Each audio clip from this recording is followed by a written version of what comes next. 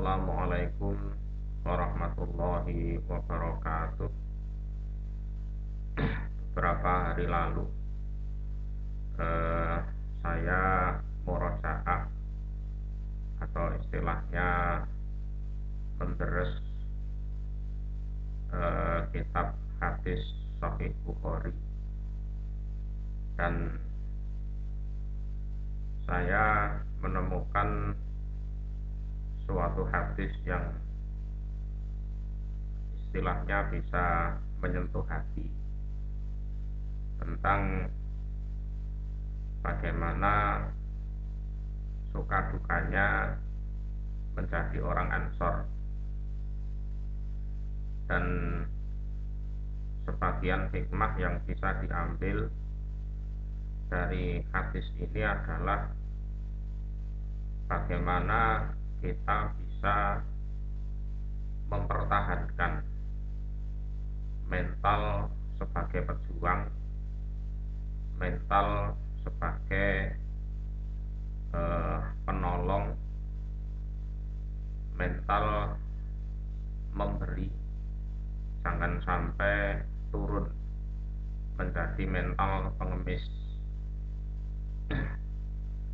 Dan juga ada hikmah lain, bagaimana kita bisa bertahan menjaga amal ibadah kita agar jangan sampai kita konversikan menjadi keduniaan yang pada akhirnya amal ibadah kita hancur. Hikmah ketiga, bagaimana caranya kita bisa bertahan dalam pemahaman Islam yang benar, tidak terjangkit paham-paham yang menyimpang, terutama di sini adalah paham Khawarij, ya, paham Khawarij. Dan juga ada hikmah yang lain, bagaimana kita bisa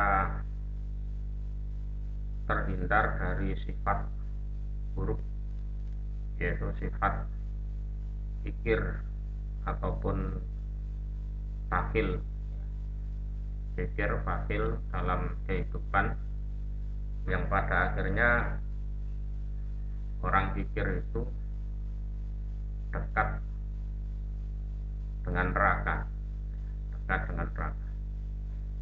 Jadi jauh dari Allah, jauh dari manusia, jauh dari surga, tapi dekat dengan neraka. Untuk menyingkat waktu, mungkin saja langsung kita baca ya hadisnya. Ini kita menggunakan Maktabah Samilah, cuma yang punya saya ini versi yang lama, tapi tidak apa-apa lah, insya Allah cukup. Sahih Bukhari, kita baca ya. A'udzubillahi minasyaitonirrajim. Bismillahirrahmanirrahim. Haddatsana Abul Yaman akhbarona Su'aibun. Haddatsana Az-Zuhri. Az-Zuhri di sini juga masyhur disebut Ibnu Syihab. Qala akhbaroni Anas Ibnu Malikin. Bercerita padaku Zuhri sapa Anas Ibnu Malik, Anas bin Malik. Anas bin Malik ini salah satu dari orang Ansor yang mana di era Nabi Muhammad beliau adalah salah satu pelayan Nabi Muhammad, yang mana dia pernah didoakan oleh Nabi, Allahumma qtir malahu wa waladahu wa barik lahu bima a'taitahu. Ya Allah, perbanyaklah hartanya Anas, juga keturunannya, dan berkailah apapun yang engkau berikan kepadanya. Di era Rasulullah, beliau ini masih anak-anak, ya, anak-anak sampai usia ABG lah. Dan Anas bin Malik ini oleh Allah diberi umur panjang, sehingga ini Az-Zuhri bisa mengambil riwayat dari beliau. Setelah pindah dari Madinah, beliau tinggal di Basrah, kalau sekarang wilayah Irak. Anas bin Malik menceritakan, ana nasan minal ansor, sesungguhnya banyak manusia dari orang-orang Ansor. Di orang Ansor ini ya masih satu suku dengan Anas bin Malik. Qalu li Rasulillah sallallahu alaihi wasallam, hina apa Allah ala rasulihi sallallahu alaihi wasallam min amwali hawazin ma'afa'a. Banyak orang Ansor. Orang Ansor di sini tentunya orang Ansor yang istilahnya masih muda-muda gitu, sehingga cara berpikirnya juga kurang panjang. Juga waktu itu kefakihan mereka dalam agama juga masih kurang. Mereka mengkomentari miring terhadap Rasulullah pada saat Allah memberikan ghanimah kepada Rasulullah saat kaum muslimin memenangkan perang melawan suku Hawazin. Suku Hawazin. Jadi pada saat membagi harta itu dikomentari miring oleh sebagian orang Ansor. Patofiko yukti rijalan min Quraisyin al-mi'ah minal ibil. Saking banyaknya saraan, Rasulullah itu memberi beberapa orang Quraisy. Ya, ada satu orang itu diberi 100 onta. Ada satu orang lagi diberi 100 onta, terus gitu. Sementara orang-orang Quraisy tidak diberi. Tidak diberi. Faqalu yaghfirullah li Rasulillah sallallahu alaihi wasallam yukti Quraisyan wa yata'una wa suyukuna taqturu min dimaihim. Nah, mereka mengatakan, ya, semoga Allah mengampuni Rasulullah. Bagaimana perang begitu dahsyat, luar biasa, kita berjuang mati-matian, lah kok yang diberi orang Quraisy, sementara kita orang Ansor malah tidak dikasih apa-apa, tidak dikasih apa-apa, kita ngaplu, ya, tidak dikasih apa-apa. Sementara pedang-pedang kita meneteskan darah dari darah mereka. Artinya gimana Rasulullah ini, ya, yang menemani berjuang mulai nol itu kita mengalami suka duka yang luar biasa, ya, kita diajak berjuang membela agama Islam, ya kan? Yang merintangi siapa kalau bukan orang Quraisy? Ya orang Quraisy itu kan yang merintangi selama ini. Lah kok sekarang pada saat saya dapat harta banyak, lah kok yang diberi malah orang Quraisy? Wong yang susah payah itu kita, yang berjuang kita, bahkan keluar harta, keluar tenaga, fisik, pikiran, bahkan diantara kita ada yang sampai meninggal dunia. Itu masa susahnya seperti itu. Kita berjuang melawan orang kafir, terutama orang Quraisy ya. Nah setelah Islam menang, saya kok kita ditinggal, tidak dikasih apa-apa. Sementara orang Quraisy yang dulu itu pembangkang, ngerintangi, ngerusui, ya, terus baru masuk Islam kemarin sore, lah kok malah dikasih harta jor-joran. Satu orang 100 onta, satu orang 100 onta, itu gimana itu?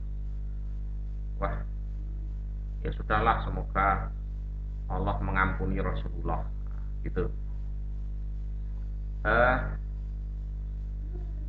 Dari omongan orang Quraisy, dari omongan orang Ansor ini, eh, sebenarnya sangat wajar orang hidup di dunia, terus mikir dunia, terus mengkonversikan ke arah keduniaan. Cuma masalahnya ini kan masalah agama. Ya kalau masalah perusahaan, pabrik misalkan, orang yang bekerja lama di situ tentunya berhak mendapat gaji lebih besar daripada orang yang baru masuk. Itu kalau hitungan pabrik atau perusahaan. Cuman ini kan masalah agama. Ya, mereka pikir, ya waktu itu mereka kurang paham sih ya. Mereka pikir kalau sudah masuk lama dalam Islam, kalau ada bagi-bagian apa harusnya kan dapat lebih banyak daripada yang baru masuk. Pikirannya seperti itu. Pikirannya seperti itu. Itu pikiran anak-anak muda Quraisy seperti itu. Yang berjuang kita kok, orang lama kok, yang menerima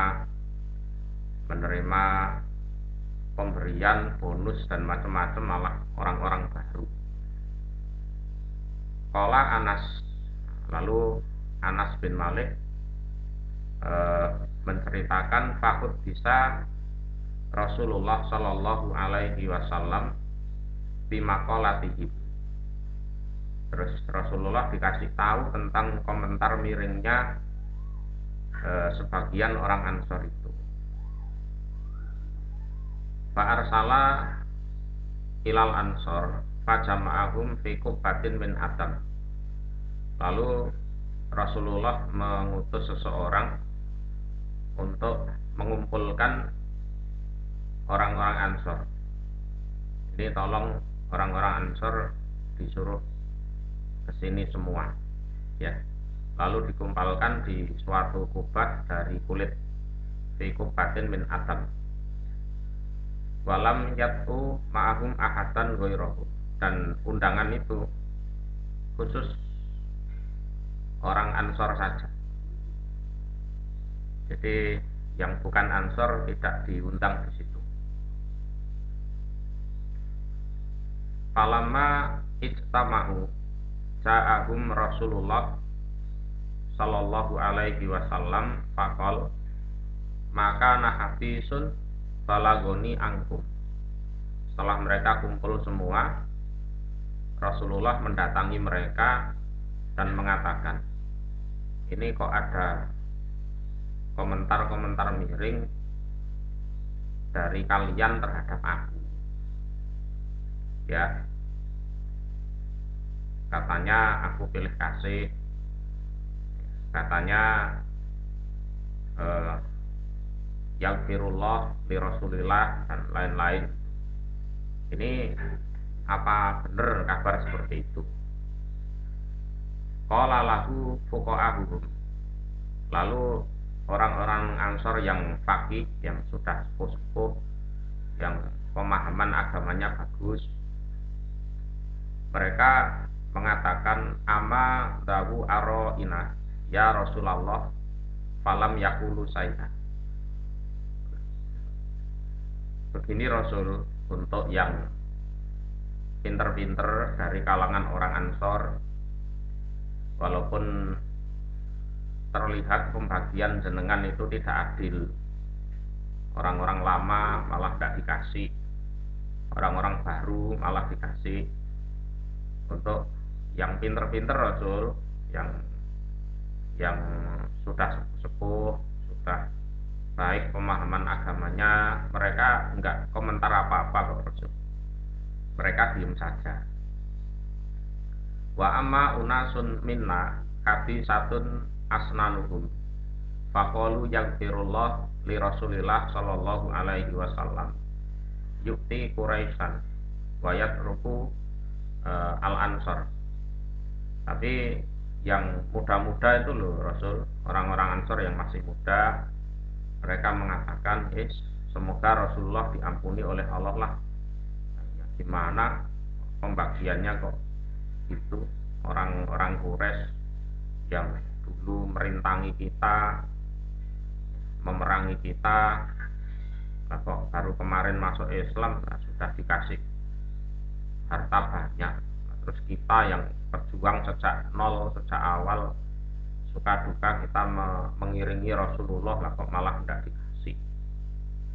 Wasuyuhuna takturu min dimaihim. Nah, kita itu loh, ya, pedang-pedang kita tuh menetes dari darah mereka. Ya, Quraisy itu perintang nomor satu, kita yang memerangi mereka biar Islam jaya, kok malah tidak dikasih. Itu Rasul. Yang komentar itu ya anak-anak muda itu loh, yang mungkin cara berpikirnya kurang cerdas, ya, kurang cerdas. Ya, darah muda lah Rasul, ajar agak serudak-seruduk gitu. Kalau yang sepuh-sepuh enggak lah.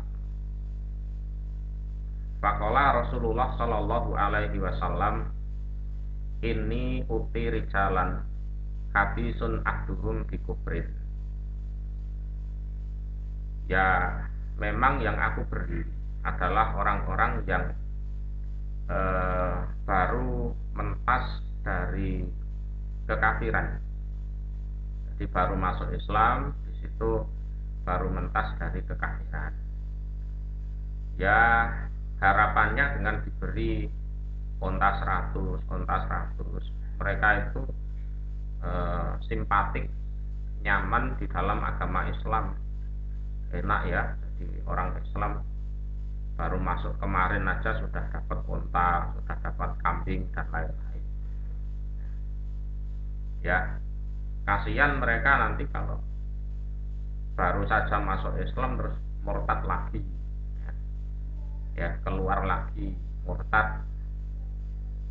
Ya, ama tardawna an yadhaban nasu bil amwal wa tarjibu ila rihalikum bi Rasulillah sallallahu alaihi wasallam.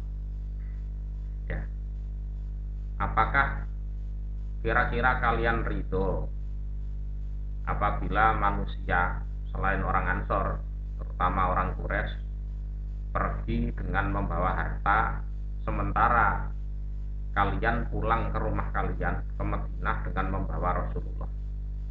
Ayo, pilih mana? Ya, pilih mana? Ridho mana kalian? Oke. Harusnya kalian ridho, biarlah orang-orang itu pulang bawa onta, bawa kambing, bawa sapi, bawa harta, dan kalian bisa pulang ke Madinah membawa utusan Allah. Ya, Rasulullah itu kita tahu adalah orang Mekah. Orang Mekah. ya lahir di Mekah, dibesarkan di Mekah. Terus Rasulullah bilang wa tarji'u ila rihalikum bi Rasulillah sallallahu alaihi wasallam. Kalian bisa balik ke Madinah dengan membawa Rasulullah. Pilih mana? Kalian balik ke Madinah dengan harta atau dengan Rasulullah? Dengan dinasihati seperti itu, orang-orang Ansor yang asalnya komentar miring itu ya mulai tersadar. Iya ya, iya ya, nah, gitu kan. Fawallah matang kolibu nabihi khairun mimma yang kolibu nabi. Demi Allah, apa yang kalian bawa pulang, yaitu Rasulullah, tentunya jauh lebih baik daripada yang dibawa pulang orang-orang dulu. Ya, pulang membawa Rasulullah ke Madinah itu tentu lebih baik daripada hanya pulang membawa harta, membawa unta. Qalu bala ya Rasulullah qad radina. Lalu orang-orang Rasul mengatakan, ya Rasul, ya kami sudah bisa berpikir jernih. Ya, kami ridho Rasul. Bisa pulang membawa engkau ke Madinah. Tidak apa-apalah orang-orang mau pulang bawa 100 onta kayak 100 kambing kayak tidak peduli. Dan disinilah istimewanya orang Ansor. Kalau masalah ketidaktahuan, kebodohan, terus apa dengan bodoh itu terus agak menentang, itu wajar bagi manusia. Kullu bani Adam khata, ya setiap anak Adam pasti melakukan kesalahan. Tapi yang luar biasa di sini adalah orang Ansor ini bisa dinasehati dengan baik dan bisa menerima, ya bisa menerima. Dan ini terbukti, ya bahwa ucapan Rasulullah betul, yaitu fawallah matang kolibu nabihi khairun mimma yang kolibu nabi.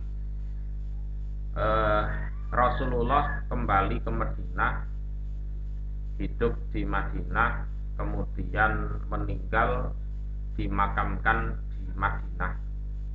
Ini rezeki tersendiri loh ya, secara lahiriah loh ya, bagi orang-orang Madinah, khususnya orang-orang Ansor. Ya, otomatis banyak orang yang berziarah ke makam Rasulullah, walaupun Rasulullah sudah meninggal, ya, ya sudah meninggal. Terus akhirnya rame di situ, di keramaian ya tentunya ada ekonomi, entah jualan es, entah jualan apa gitu kan, makanan, yang mana itu tentunya juga mensejahterakan penduduk Madinah, sehingga secara lahiriah, secara ekonomi pun betul yang dikatakan Rasulullah. Jadi apa yang kalian bawa pulang, yaitu Rasulullah, tentunya lebih baik dari onta yang mereka bawa pulang. Kalau onta paling umurnya berapa tahun, tapi begitu Rasulullah dimakamkan di Madinah, walaupun Rasulullah meninggal, tetap banyak barokah di situ. Ya, barokah spiritual tentunya ada, barokah secara ekonomi juga ada. Ya, berkunjung ke Masjid Nabawi, kemudian sekalian ke Raudhah, sekalian ke makam Rasulullah, dan manusia yang dari seluruh penjuru dunia juga ke situ, ya, sehingga Madinah ramai, ekonomi berjalan dengan baik, barokahnya dinikmati orang-orang Madinah. Itu apalagi secara spiritual jelas jelas lebih baik, pulang membawa Rasulullah tentunya lebih baik daripada hanya pulang membawa unta. Faqala lahum, lalu Rasulullah memberi nasihat khusus pada mereka. Nah, ini juga kita yang bukan orang Ansor juga bisa mencontoh lah. Walaupun kita bukan orang Ansor, kita bisa mencontoh keluhuran budi mereka. Innakum satarawna ba'di asaratan sadidah. Nanti ya, kelak kalau aku meninggal, pesannya Rasulullah, kalian akan melihat pilih kasih yang luar biasa. Artinya kalian nanti akan diperlakukan pilih kasih. Ya, kalian akan diperlakukan pilih kasih. Setelah aku meninggal, akan ada pilih kasih yang menimpa kalian yang luar biasa. Ya, secara data dan fakta, kalian adalah pejuang, orang yang betul-betul bisa berkorban, orang yang punya mental memberi. Tapi nanti setelah Islam jaya, kalian akan disia-siakan. Ya, kalian akan disia-siakan. Kalian harus tahu itu. Maka fasbiru, kalian supaya bersabar hatta talqaullah wa rasulahu sallallahu alaihi wasallam alal haud, sampai kalian nanti betul-betul ketemu Allah, ketemu Rasulullah atas telaga. Telaga ini adalah telaga Kausar. Ya. Faqala Anas falam nasbir. Nah, tapi di sini Anas berkomentar, nasihatnya Rasulullah sebenarnya ya seperti itu.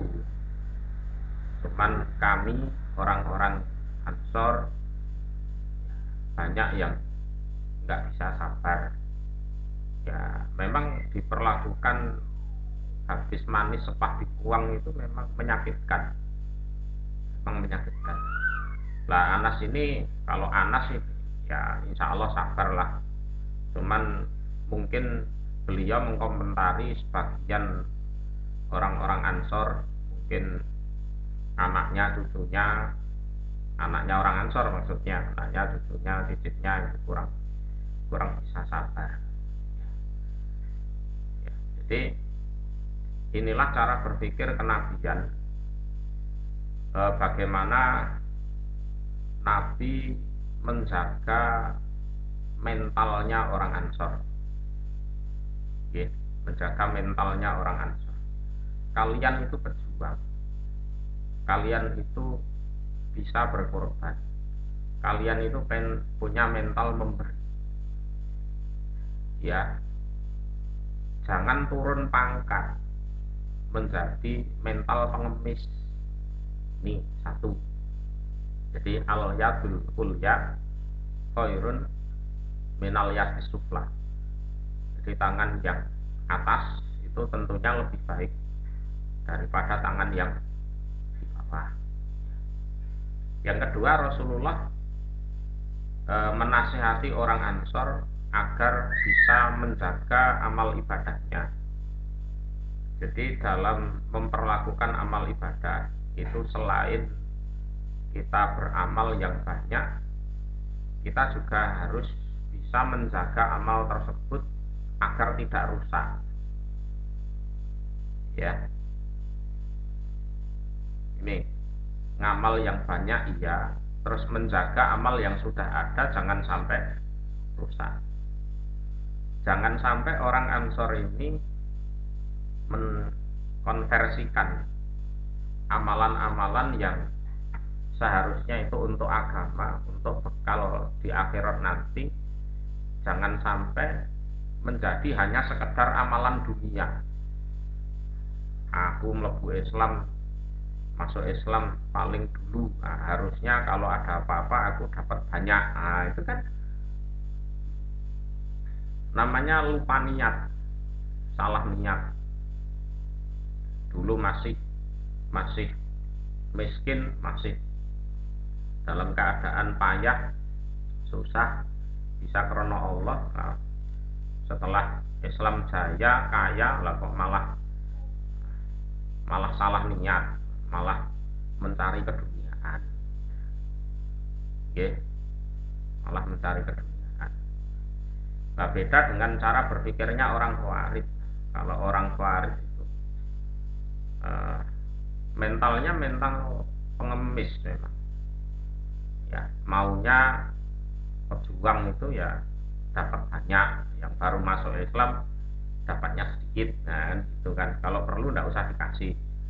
Jadi kelihatannya ibadah, kelihatannya berjuang dalam agama, tapi sebenarnya golek duit, ya segala sesuatunya diukur dengan keduniaan.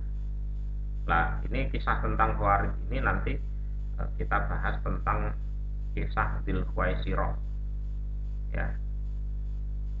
Jadi dedengkotnya Khawarij yang hidup di era Rasulullah, ya. Jadi kalau kita sudah bermental kaya, jangan sampai turun derajat jadi orang yang bermental miskin, ya. Ya, pertahankan itu. Terus kita harus tahu apa yang sudah kita perjuangkan, mulai ibadah, infak, sedekah, itu kita harus ingat bahwa itu adalah untuk bekal kita di akhirat. Jangan sampai karena Islam sudah menang jaya terus kita konversikan dengan keduniaan. Itu namanya salah salah niat, dan dikhawatirkan amal ibadah kita akan hangus di situ, dan kita terkena virus virus Khawarij, ya, virus uh, pengemis, virus keduniaan yang akhirnya salah niat, akhirnya amal ibadah kita rusak di situ. Ya. Jadi tetap dalam kondisi loman, dermawan, jangan jadi orang kikir, jangan jadi orang pelit, ya. Jadi kita jaga mental kita walaupun keadaan kita tidak diperlakukan sebagaimana mestinya. Yang pejuang yang lama-lama tidak dikasih fasilitas, terus orang-orang baru itu dikasih fasilitas, nggak usah merasa apa-apa, ya. Jadi soal rezeki nanti Allah yang kasih, ya. Jadi soal rezeki Allah yang kasih. Dan video ini nanti insya Allah akan kita lanjutkan di kesempatan yang lain. Akhirul kalam, assalamualaikum warahmatullahi wabarakatuh.